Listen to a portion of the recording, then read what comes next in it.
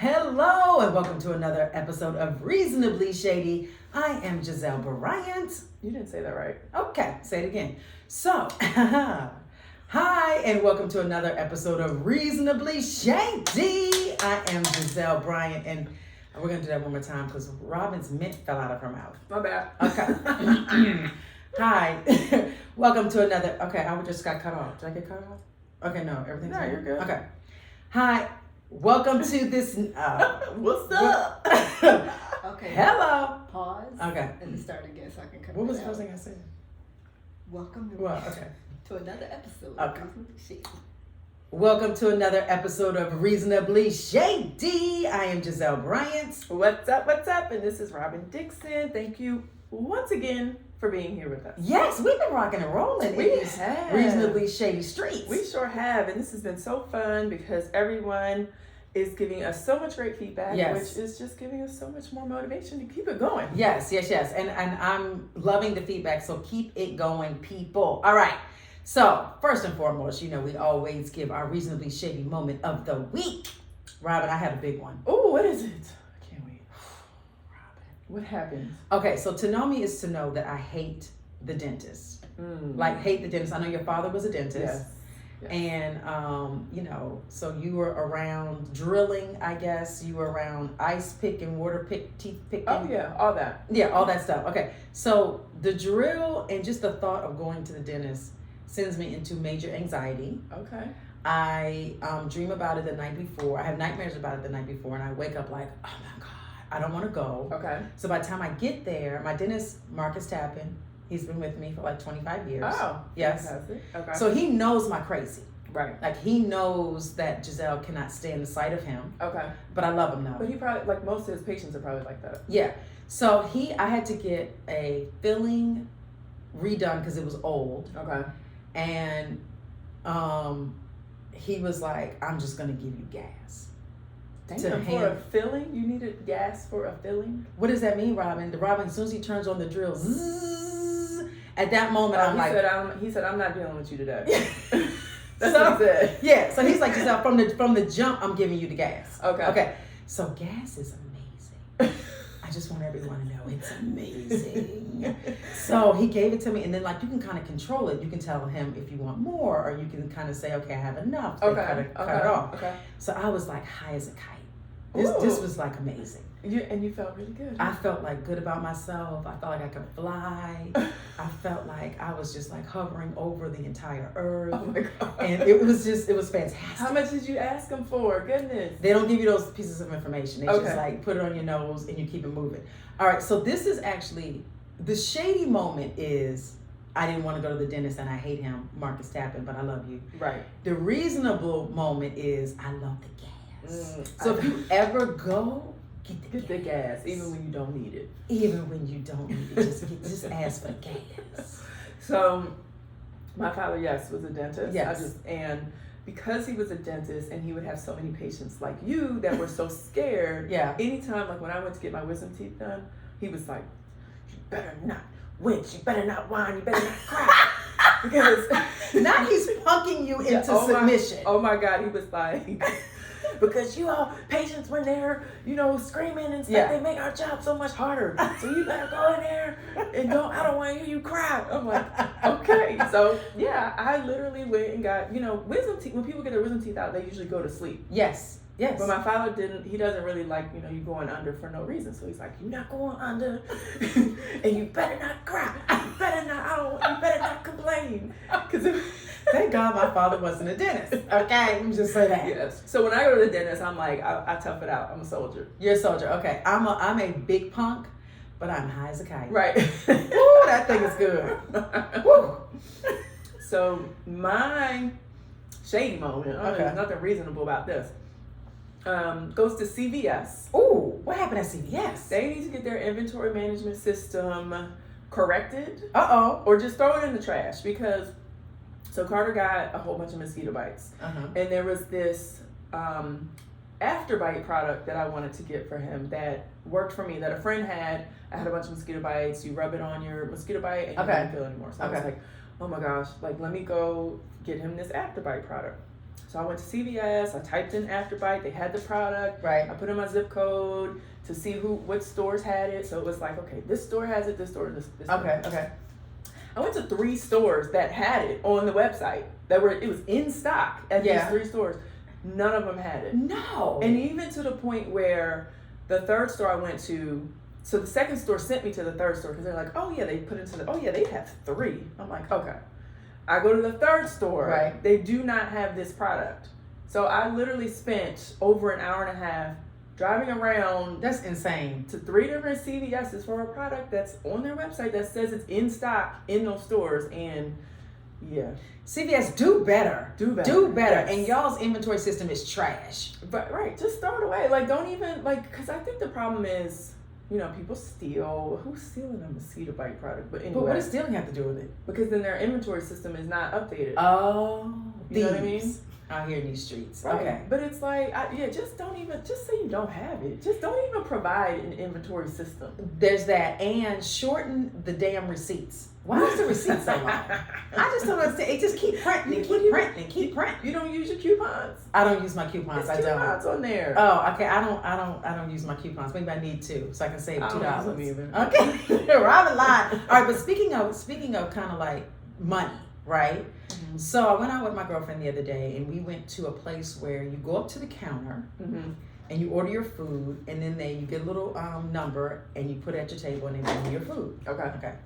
So she said, because I've been having trouble, because I feel like during the pandemic, the whole tipping system got out of control. Okay.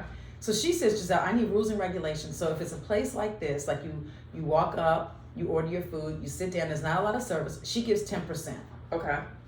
There's a white lady, so let's just put it in perspective. Okay, they're a little cheesy sometimes, chintzy, as I would say.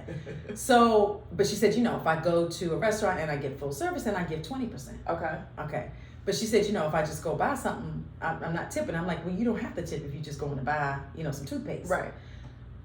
Okay. Now, I do feel like everybody's asking for a tip. Right. Is it just me?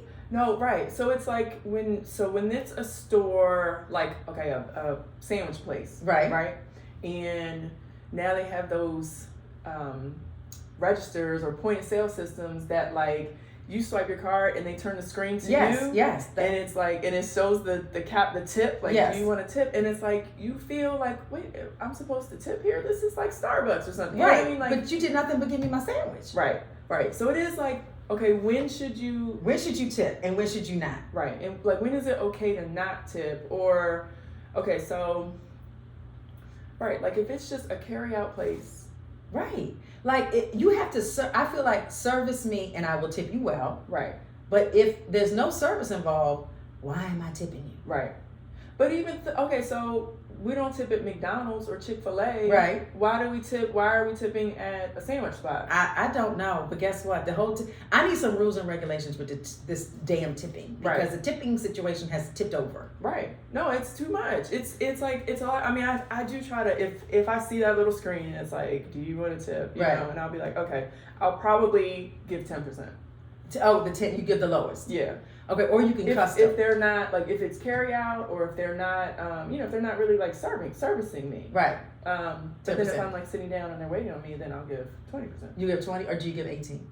20. You give 20. Okay. 20 is easier to calculate. Yeah, I'm a 20 girl. Yeah. Okay, but speaking of things that I'm like disgusted with at this point. Okay, baby hair. I can't take it anymore.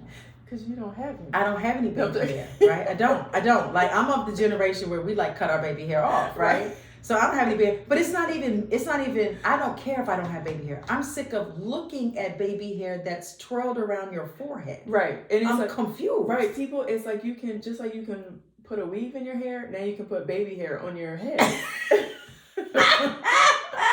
And why would you want that? Right. I don't know. It looks silly to me.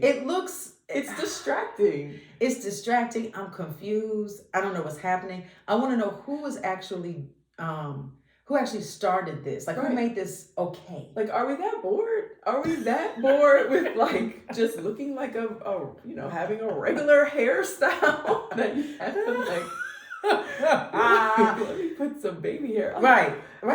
They'll go, like, all on your forehead and, like, twirl it around. Swoop around.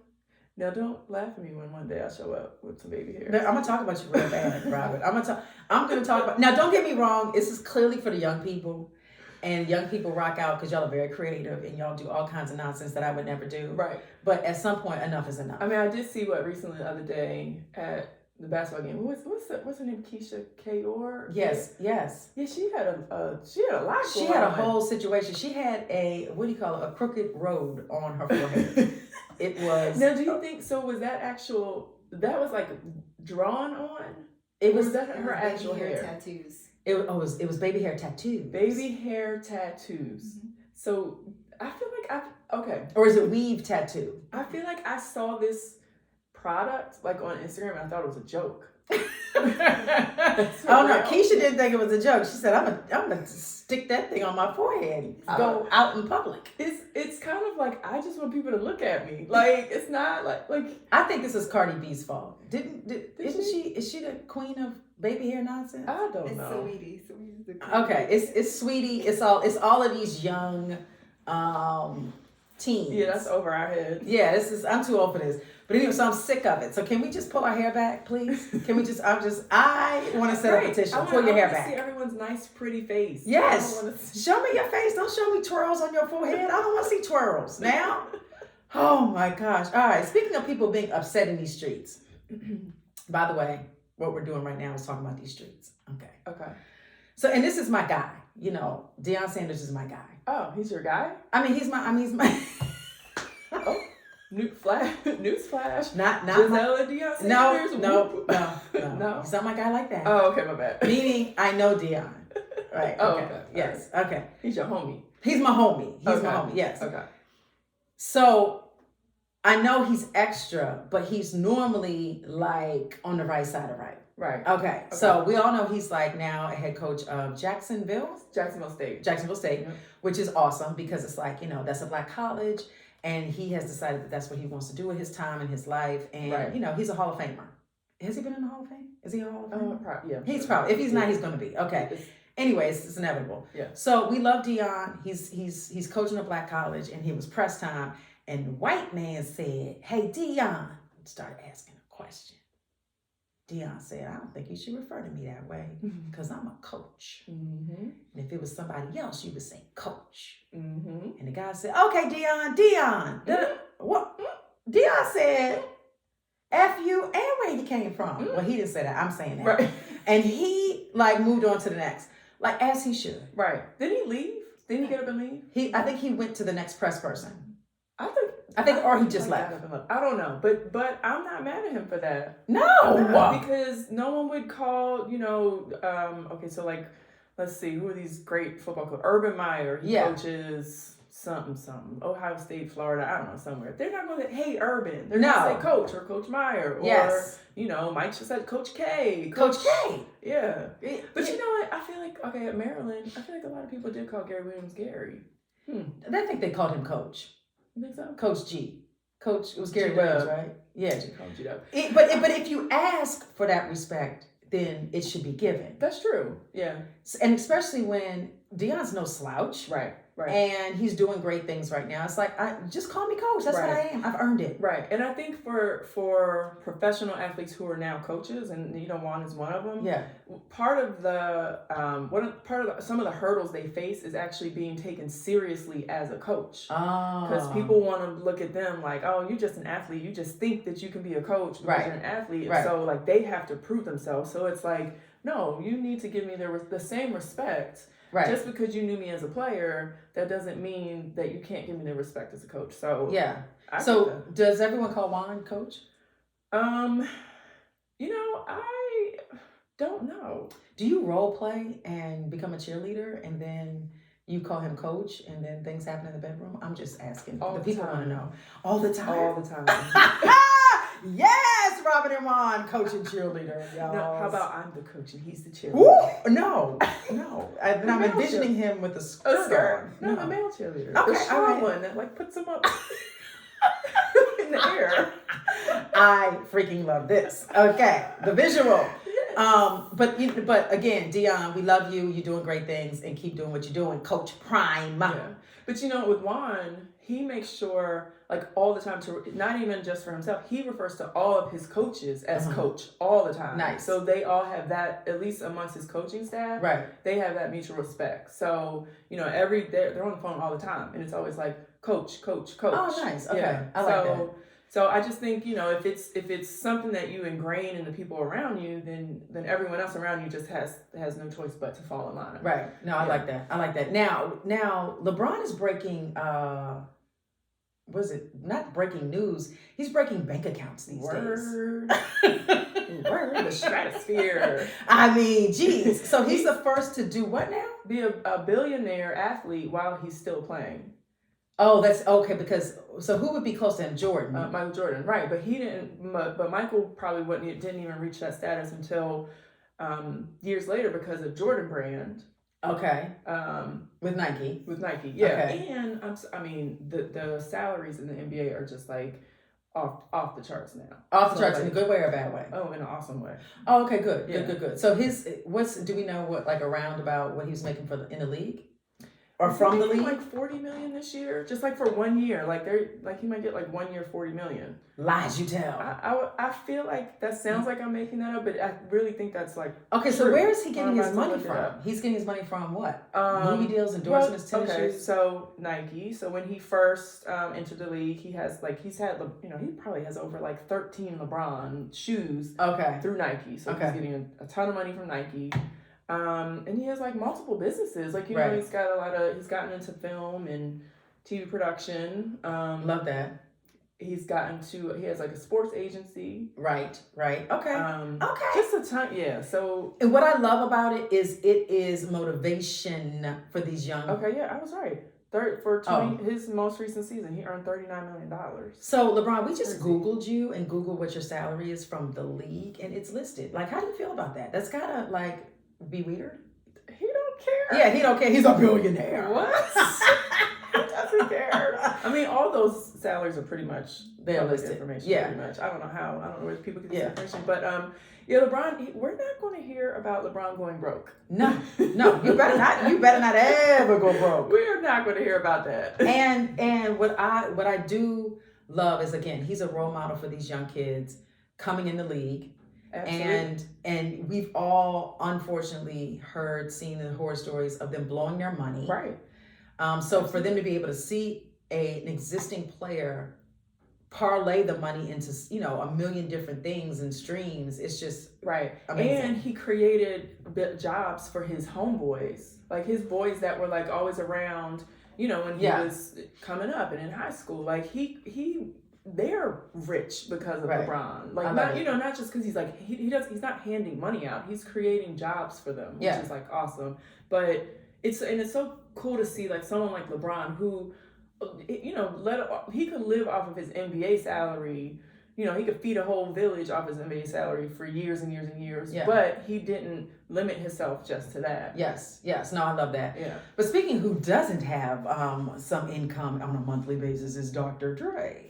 Who was just told by the judge, you've got to give her, as in your ex-wife, $300K a month. 300, but I need to finish reading the article. It said he actually felt good about that. So clearly, what? He felt good about $300K a month, $300K a month. Clearly, he's got plenty of money coming in for the judge to determine that he needs to give her that much. So that equals out to like $3.6 million a year. Yes. I think. Robyn can do math very quickly if you don't know. What's that? He makes $35 million a year. He makes $35 million a year. So she's getting 10% of his. Okay, that's fair. Of his yearly income.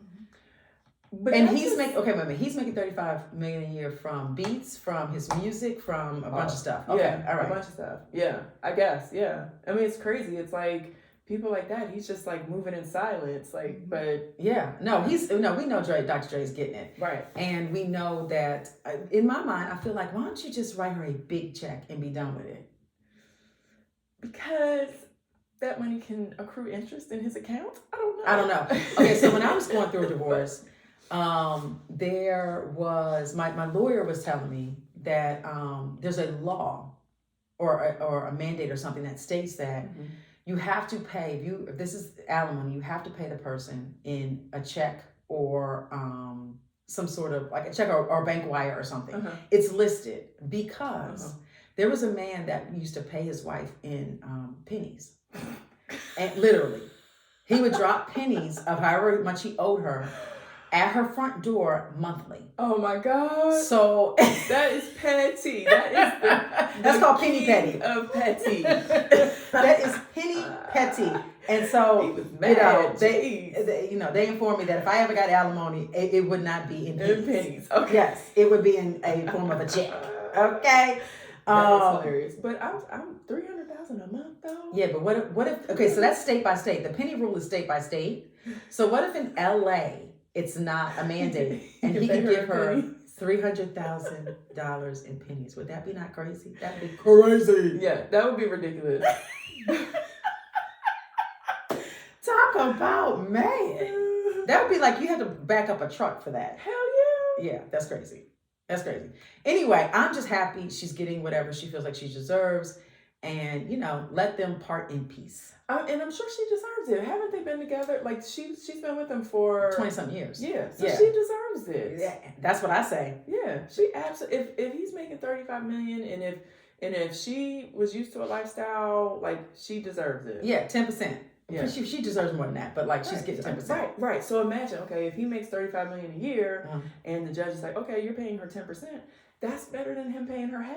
True. Right. I'm not mad at it. So he came up. Now listen, we are for those of you all who don't know, Reasonably Shady is on the Black Effect platform.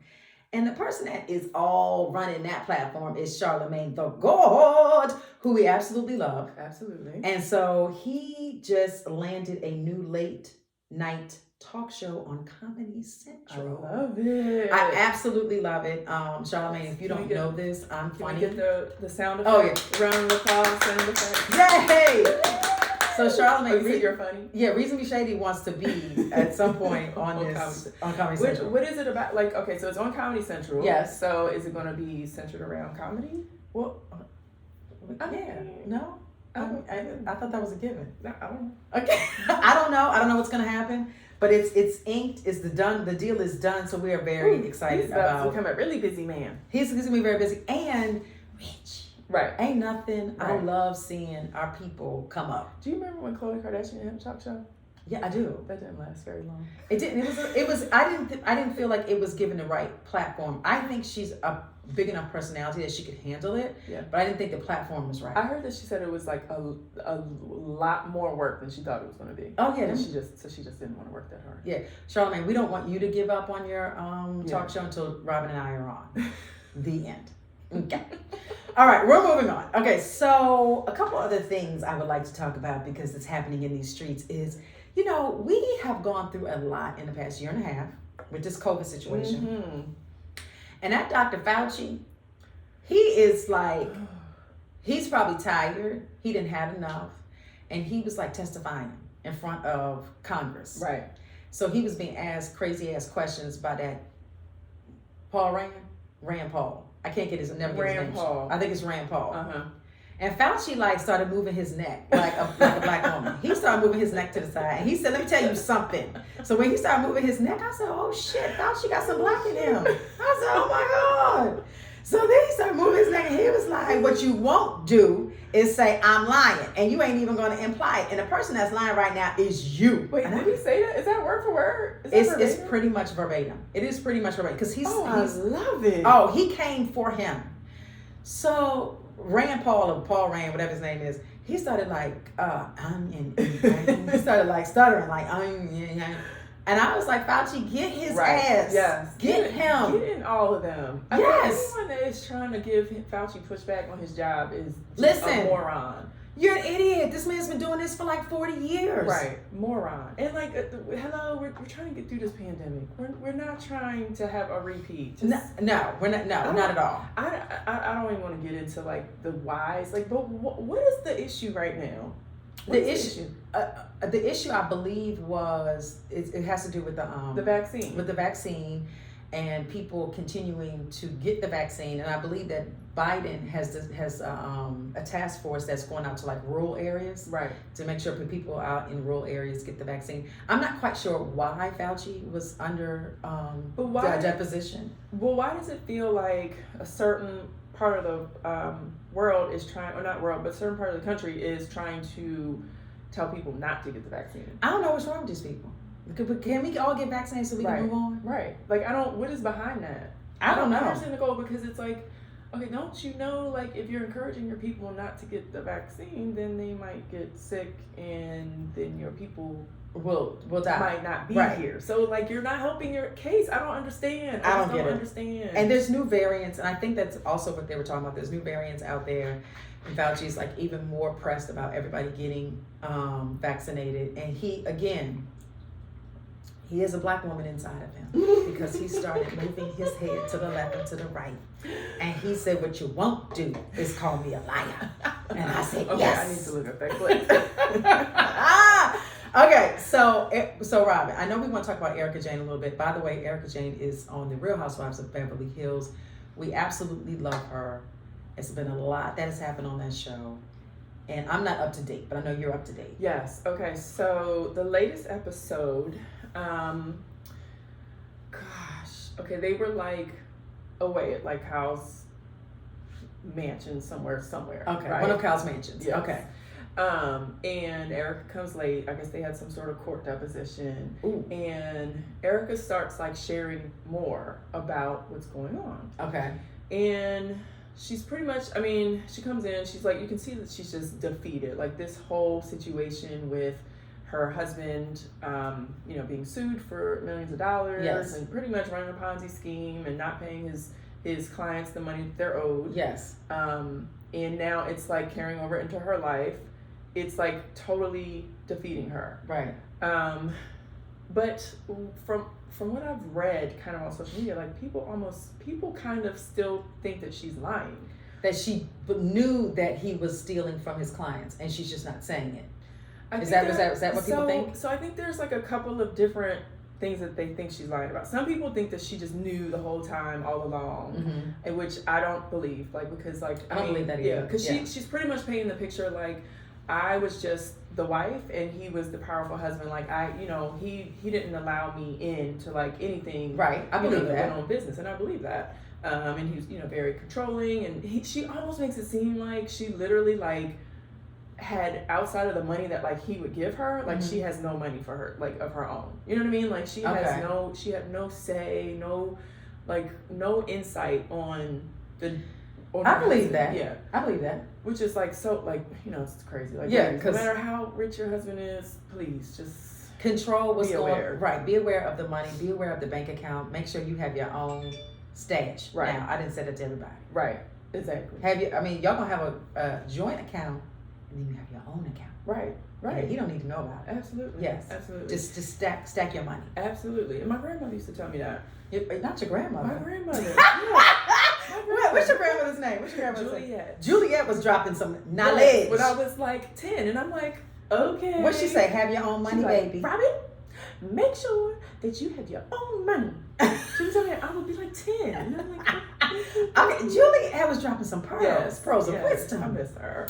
So anyway, so like people think she's lying. Like, so she's like sharing all this information, and she said Tom got in a car accident and he was unconscious for 12 hours, and she found him on the side of the road, and then she said he was this is where it got a little weird, because I feel like she was saying like he was in this car accident and he was unconscious, which led to his like neurodegenerative problems. Oh, is that what I'm like? Or because he supposedly I has. I didn't see last night's episode. Okay. He supposedly has dementia, right? Right. So now they're saying he's dementia. So I feel like she was implying like, okay, this car accident has led to like his neuro problems. And, one of the things that I thought sounded kind of fishy was like, she was like, I left because, and this was a couple episodes, I left because he just wouldn't get help. You could tell that his hearing was, going bad, and his sight was going bad, and I would tell him get help, and he would just, push back and reject me. And I'm like, that's not a reason to get a divorce. Yeah, that's not when you leave. That's when you help him out. Right. That's when you realize he's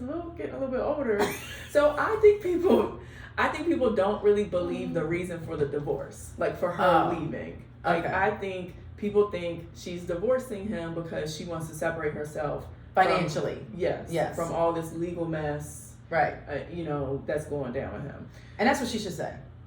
Right. I feel like I would be like, look, I heard something don't sound right, and he's not being open, and I'm out. I don't want to be implicated in any of this. Right. But now it's like, so I think that's where people are conflicted, because I do feel that she's struggling, but I don't believe she knew what he was doing, but I do think that when she got wind of like all the legal problems he was having, those financial troubles, that's when she was like, I have to separate myself. Oh, I feel bad. It's a lot. It's you gotta watch the episode. Yes, I'm gonna watch, but I mean, imagine to be in that kind of position in which you really didn't have any financial hold on the marriage, right? Your husband is making all kinds of quadrillions of dollars, and then you realize he's stealing it from people. Right. That sucks. Right. Yeah, I wouldn't want to be in that position. Yeah. And so, I mean, and she's just like, you can see who your friends are when you go broke. And, Yeah, I was broke in 82 and I had no friends. No, I'm kidding. Okay, so I'm coming. Okay, so let's be clear. So we're gonna pray for Erica.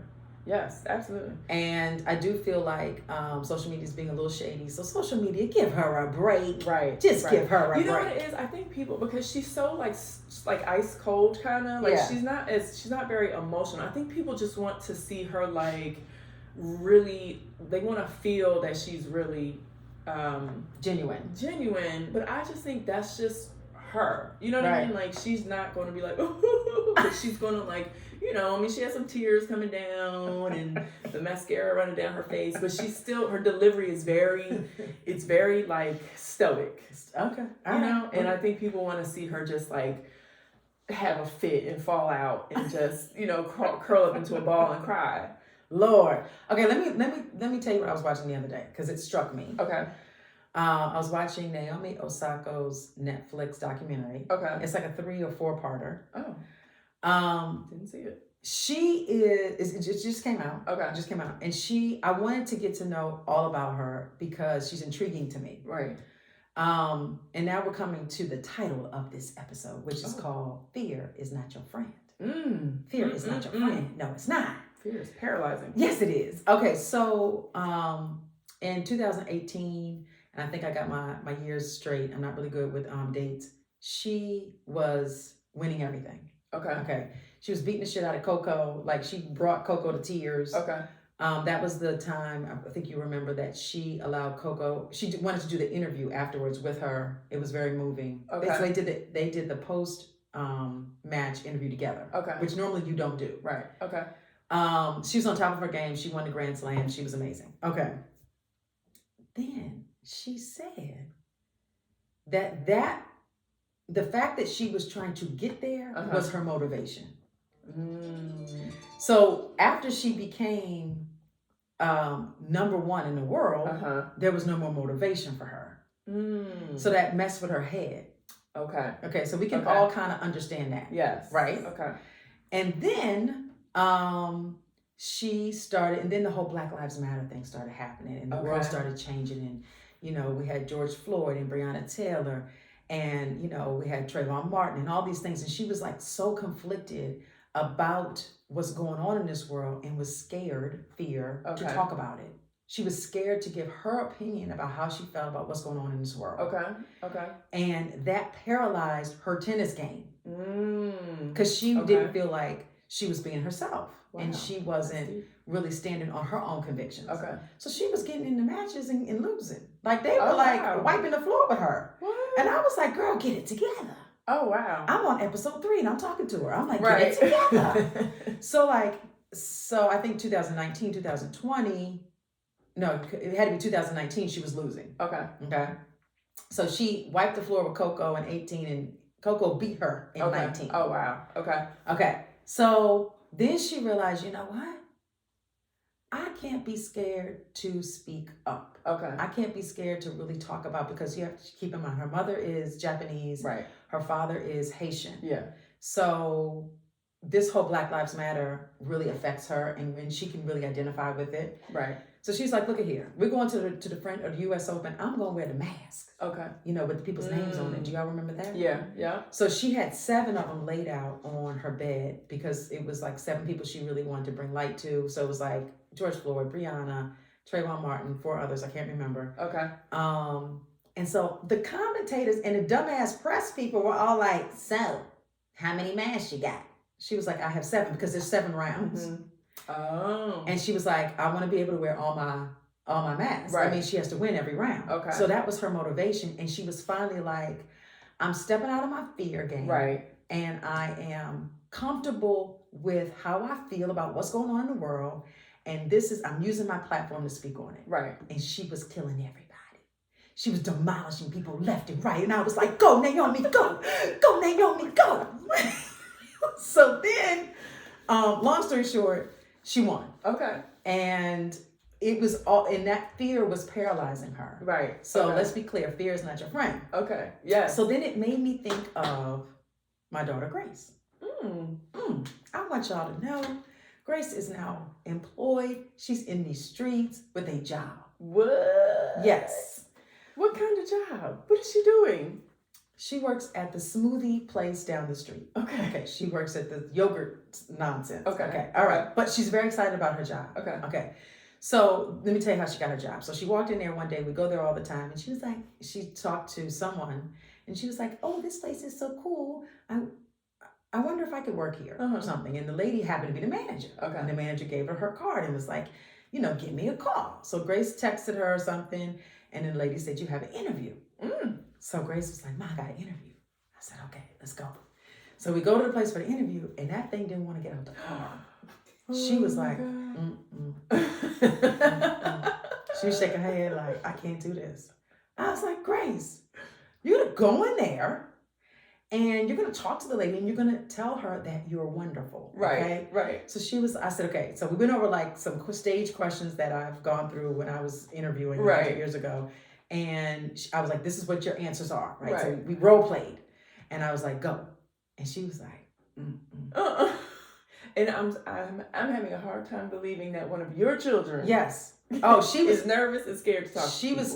That fear was like taking her over. Wow. So then I said, get out my damn car. Right. Just get out. Right. So she got out the car. Her sisters were in the back. Her sisters got out and was like hugging her, like she was going off to war or something.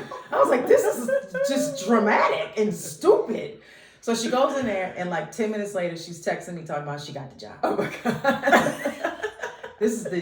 We were at Fear Factor over the yogurt spot up the street. Right. But my point is, so much paralyzes people, and they don't want to move forward, all based off of fear. And it's all in your head. Right. Absolutely. Yeah. Absolutely. I mean, so Grace, and I'm like so surprised that Grace had any type of fear. And she's probably mad that I'm telling the story because, to know my child, Grace, she's like, oh, you can't tell her nothing. She the baddest thing walking. Yes. No, that thing was scared. She did a confessional.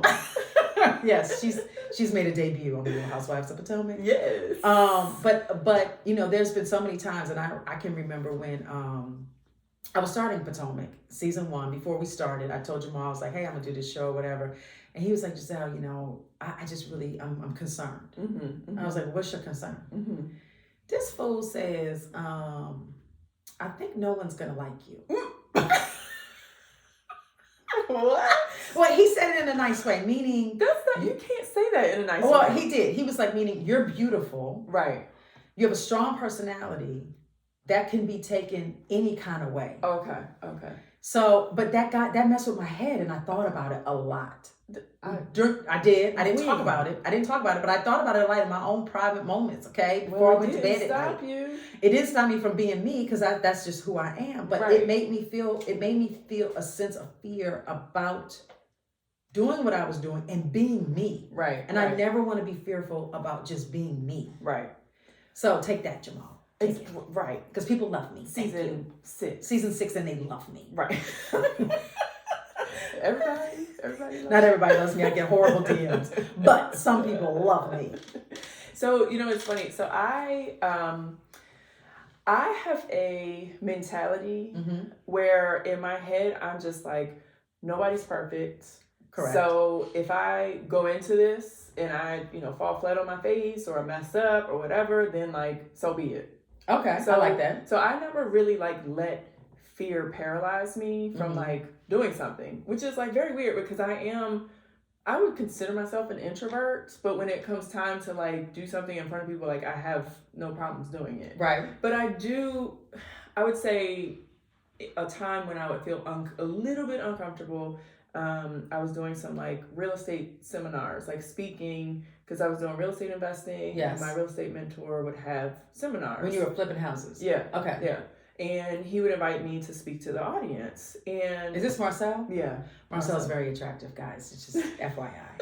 Yes. He won't ask me out on a date, but he's very attractive. Okay. Anyway, moving on.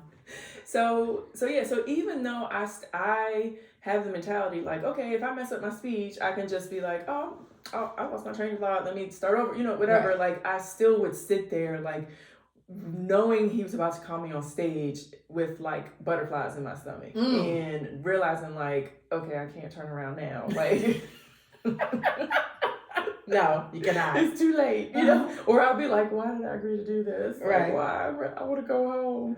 But the thing is, like, I feel like with most people, it's like once you just like put one foot in front of the other and you start like talking or doing, then it's kind of like that you just release that nervousness, that anxiousness. But for the most part, like even like, when people have weddings and they're like, the bride is like so nervous and they're worried about everything being perfect, like if I ever give someone advice, like before wedding, I said, look, don't worry about what goes wrong during your wedding. You're the only person that really knows what's supposed to happen during your wedding. True. So if the song doesn't play at the right time, nobody's really going to know that. And they're not going to sit there and be like, oh my God, Katie's wedding was horrible because her song played 5 seconds later than it should have been. Right. So I just feel like sometimes people like overthink stuff.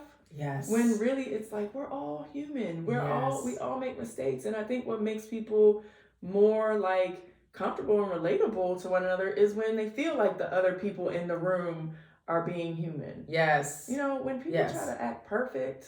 Child, that don't work. That becomes problematic. That's really problematic for me. Like, cause I'm just like, I know my shit stink. Like, yes, unfortunately I've smelled. No, but I mean, you're absolutely right. Like you have to be yourself. Right. Right. But it's okay like being able to laugh at yourself. Yeah. Like it's actually really important that you're able to laugh at yourself. 100%, So like if you mess up, if you fall, if you trip in front of people, like laugh at yourself. Yeah, because it's funny. And don't buy into fear. Like let that thing go. Breathe it out. Take that first step. Right. Like you said, you got to take that first step. Yeah, take it. And everything will work out. Yeah. So yeah, fear is not your friend. Don't let it be your friend. Right. Don't talk to that thing. But it's funny when you were saying Naomi, like she was winning and she was kind of like at the top of her game, and then she felt it was almost like maybe the pressure to like continue that, like cause that fear. Yeah. I've kind of experienced it, and I kind of like share this on the season, so I don't want to like give up too much. But like in my business, which I've had a lot of success with, Embellish, like I actually have gone through that emotion of, I had a lot of success with the business, and now, fear sets in of like, okay, how do I keep up that success? Got it. I got it. Or not wanting to fail, not wanting to like fall flat on my face. So, but does it make you? Is it to the place where you're like talking yourself out of growing? At times, yeah. Oh wow. Yeah. Okay. It's definitely a process. It's a process that you go through. Okay. Yeah. So you understand Naomi's struggle? Oh yeah, I understand that. I mean, I'm not sure. I didn't win like a U.S. Open or nothing, but yes, you did. In the hat world, you won. Embellish won a U.S. Open. Yes, it did. Yes. But I can see. I mean, I can relate a little bit. Yes. But Robyn, I'm here to tell you, fear is not your friend. I know. Yes. Right. It's gonna get you nowhere. It's gonna get you nowhere.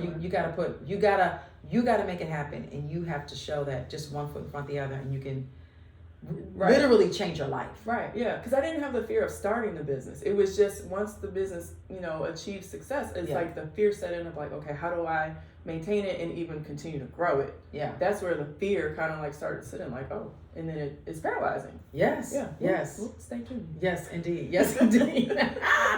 All right, I believe that is our show today, Robyn. Right. And I want everybody to have a reasonable and a shady day.